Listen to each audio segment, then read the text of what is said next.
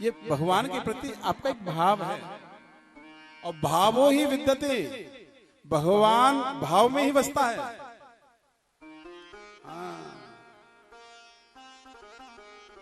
भावग्राही जनार्दन, भावग्राही जनार्दन। अब हाथ तो वास्तव में वही धन्य जो प्रभु की सेवा में लीन हो जाए, कान वही धन्य जो प्रभु की कथा में लीन हो जाए, जिह्वा वही धन्य है जो प्रभु गुणानुवाद में लीन हो जाए, और मनस्तव पादि होना, मन तो वही धन्य है जो प्रभु के चरणों में लग जाए। स्मृत्या श्रेष्ठम, सिर तो वही धन्य है जो संत और ब्राह्मणों के सामने झुकता हो। जिसका सिर ब्राह्मण के सामने, संत के सामने, भगवान के सामने नहीं झुका, फिर उसे हर जगह झुकना पड़ेगा। और जो इनके सामने झुक जाता है फिर वो कहीं नहीं झुकता है। मानस में चौपाई आती है, विप्र वंश की अस्प्रभताई, अवय होई जो तुम्हें डराई।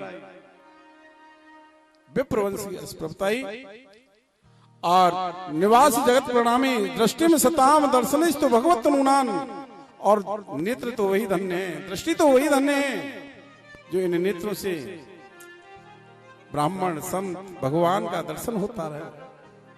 भगवत तनुना। और स्तुति गाकर के वह दोनों पुरुष चले जाते हैं। और राजा परीक्षित ने प्रश्न किया, गुरुदेव वृक्ष खड़े, उन वृक्षों में से दो पुरुष प्रकट हो गए, ये कौन थे? इनके बारे में वर्णन करो। आचार्य सुखदेव जी कहते हैं, राजन यह कुबेर के पुत्र थे जिनका नाम था नल, कुबर और मणिग्रीव। दरअसल कुबेर धन के भंडारी हैं, धन के अध्यक्ष हैं, प्रेसिडेंट हैं। और कुबेर के ये दोनों पुत्र, सो इनको मद हो गया। पिता पर जब ज्यादा धन हो जाता है तो पुत्र के चांस बिगड़ने के हो जाते हैं। इसलिए उस समय बहुत सावधानी की आवश्यकता है। तो महाराज धनी व्यक्ति में तीन दोष आ जाते हैं, स्त्री, धूर्त और आसव। क्षमा करना कहीं आप नाराज हो जाएं, क्योंकि आप सब धनी हैं। तो जब धन बढ़ता है, धनी व्यक्ति में तीन दोष आते हैं। और मैं अपनी तरफ से नहीं बता रहा, भागवत जी में लिखा है स्त्री, धूर्त और आसव, ये तीन दोष आते हैं। जब धन बढ़ता है तो वो मदिरा पान करता है। धन बढ़ता है तो स्त्री, वह पर नारी की सुंदरता का भूखा, पर नारी की सुंदरता की चाहना बढ़ जाती है उसकी। स्त्री, धूत माने जुआ। जब धन थोड़ा सा बढ़ता है तो वो धन को और बढ़ाने के लिए नाना प्रकार की योजनाएं बनाता है, और फिर वो धूत माने जुआ भी खेल जाता है। और जब इन तीनों दोषों में से कोई भी दोष आ जाता है ना, फिर उसे धन छोड़ करके, ऐसे धनी को धन छोड़ करके चला जाता है। दरअसल कुबेर के पुत्र हैं नल, कुबर, मणिग्रीव, यही दोष आ गया। बोले क्या? मदिरा पान करना।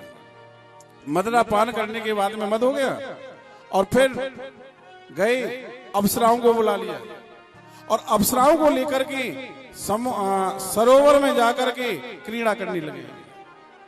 और जब क्रीड़ा होने लगी, उसी समय नारद जी होकर के परीक्षित वहां होकर के जा रहे थे। नारद जी को देखा, अप्सराओं को लज्जा आ गई, अप्सराओं ने वस्त्र पहन लिए। लेकिन ये जो नलकुबर मणिग्रीव है ना, ये तो मदिरा के मद में थे। बोली ये नारद हमारो करेगो का, ये बाबा जी करेगो का, ये ब्राह्मण करेगो का हमारो, यहाँ पे कछु ना हो हमारा नुकसान। तो वह मद में आकर के ना तो प्रणाम किया है नारद जी को, और ना ही उन्होंने वस्त्र पहने। अब नारद जी ने देखा, भाई इनको तो अहंकार है अपने धन का भी, और मदिरा भी पान कर रखा है, और पर नारी यानी अप्सराओं के साथ में किलोल कर रहे हैं। अब ये तो भाई ये तो अनर्थ हो रहा है। सो भगवान बोले, ठीक, तुम वृक्षों की तरह हमारे सामने खड़े हो, तुम जानते नहीं संत का प्रभाव क्या होता है। जाओ, मेरा श्राप है कि तुम वृक्ष योनि को ही प्राप्त हो जाओगे, और भगवान कृष्ण के द्वारा तुम्हारा कल्याण होगा। अब भागवत जी में लिखा है, आचार्य सुखदेव कहते हैं, ही राजा परीक्षित, वही नलकूबर मणिग्रीव यहाँ नंद बाबा के महल के सामने यमलार्जुन के वृक्ष बनकर के खड़े हो गए और आज श्री गोविंद ने उनका कल्याण भी कर दिया है। बोलो जय श्री कृष्ण।